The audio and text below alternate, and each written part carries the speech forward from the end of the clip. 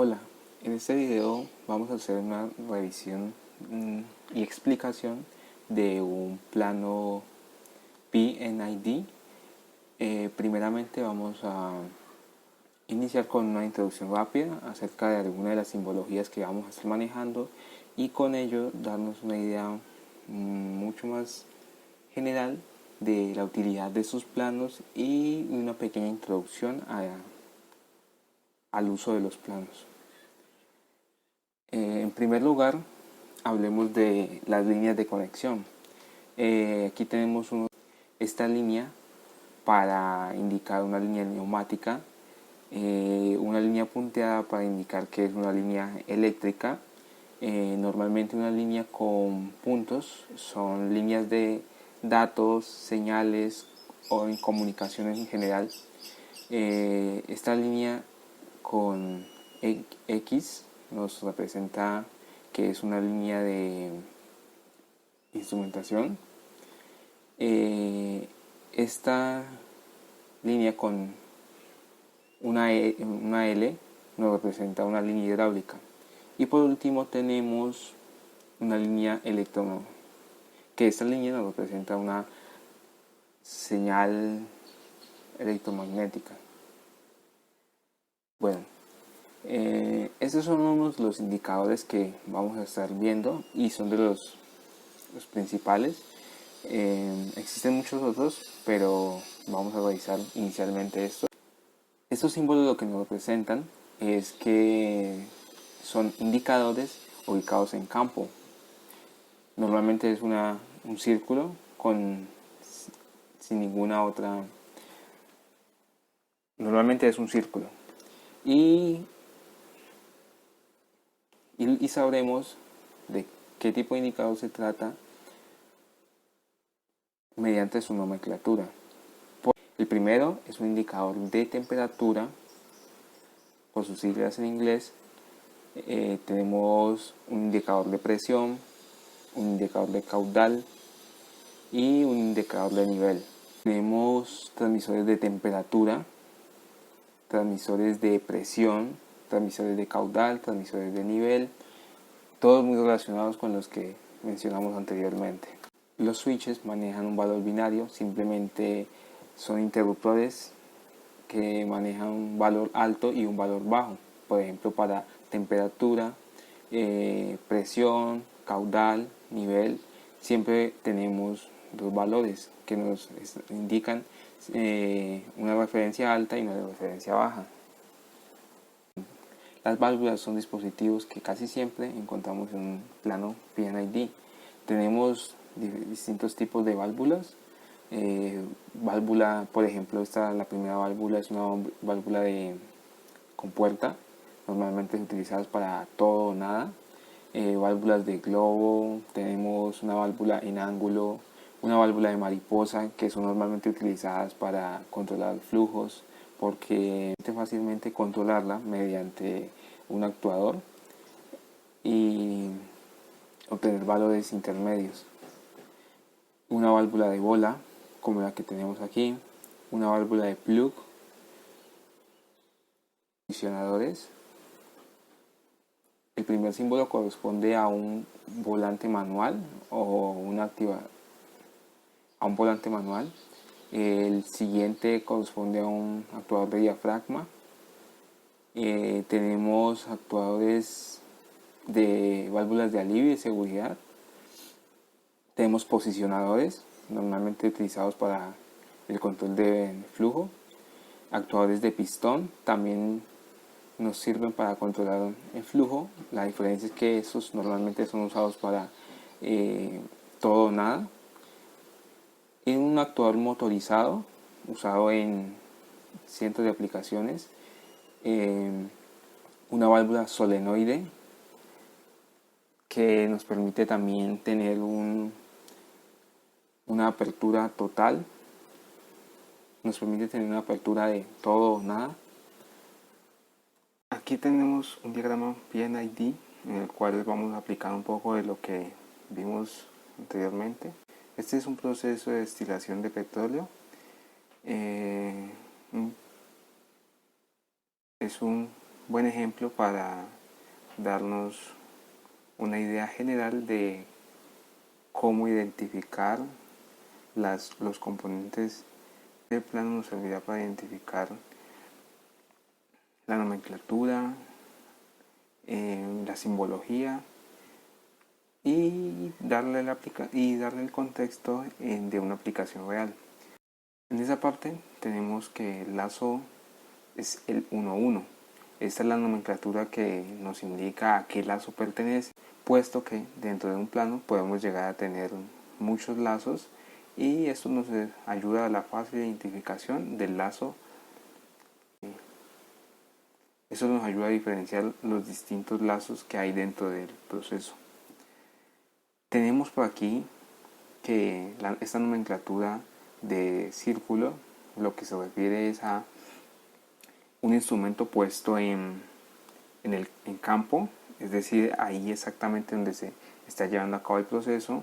Tenemos de que es un transmisor, pero nos indica de que es un transmisor ciego, es decir, que en el lugar no podemos saber el valor de la medición que está realizando el transmisor de temperatura. En este caso, un transmisor igualmente de temperatura.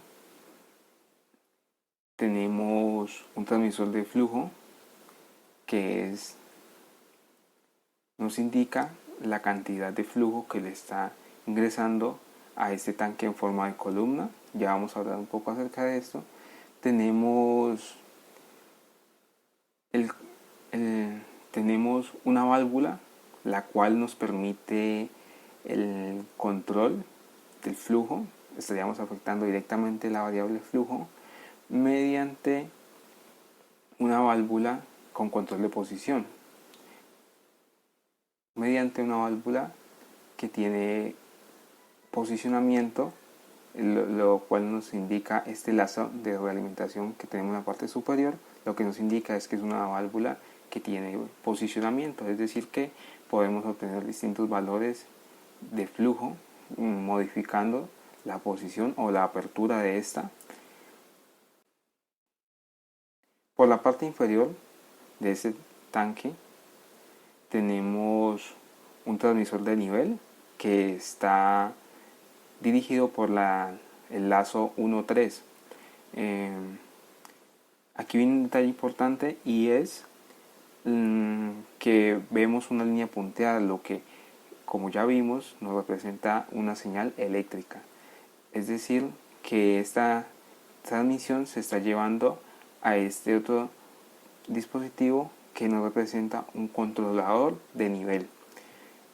Por el mismo lazo tenemos de que esa señal eléctrica la llevamos hasta una válvula con la cual podemos controlar flujo, como ya lo vimos en el anterior, y esa señal la llevamos a una válvula con la que podemos controlar flujo, como ya lo vimos en la válvula anterior. Y esta parte consiste en que podemos controlar la cantidad de nivel de este tanque modificando la cantidad de flujo que queremos a la salida, puesto que en esta parte tenemos una salida del tanque que está conectada a una bomba o de tipo centrífuga, que lo que nos haría sería tomar esta salida del tanque y llevarla por esta línea hacia algún otro proceso, algún otro punto, y podríamos controlar el nivel de este tanque permitiendo que salga más o menos flujo por esta parte. Aquí vemos el primer un lazo de control completo. Tenemos el transmisor de nivel, obviamente debe contar con su sensor de nivel, el controlador, el actuador, la señal de control, el actuador, y la variable sobre la que estamos actuando es el flujo para controlar el nivel de este tanque. Ahora tenemos de la misma manera por este nuevo lazo, pero podemos notar algo importante, que en este lazo se lleva nuevamente, se ingresa nuevamente al tanque lo que salió de él. Igualmente, esta tubería necesita de una bomba para reingresarlo al tanque. Vemos de que este símbolo nos representa un intercambiador de calor, es decir que aquí estamos modificando la temperatura del líquido que salió por este lazo, que pertenece igualmente al lazo 1.3. Aquí podemos ver de que en este intercambiador de calor lo que podemos hacer es ingresar por esta parte un flujo extra, y tenemos igualmente un lazo de control, nuestro transmisor de flujo, controlador de flujo y nuestro actuador, que nos permite realizar en este punto un intercambio de calor para posiblemente controlar la temperatura dentro de ese proceso, aunque realmente no estamos midiendo la temperatura directamente en este punto. Sí se mide la temperatura, pero es vital en la parte de este lazo 1.2. Vamos a analizar un poco este lazo. Tenemos nuevamente un intercambiador de calor.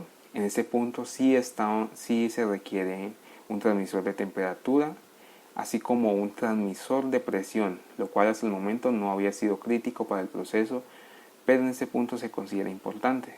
Es por ello que se tienen partes en transmisores. Este tanque lo que hace es recibir el producto destilado, el cual tiene dos posibles rutas. La primera es que se retorne nuevamente al tanque de columna, y en este controlaríamos el flujo. Vemos un lazo de control de flujo igual a los que ya se explicaron previamente. Vemos de que este tanque cuenta con un control de nivel igual al que vimos en la parte de acá.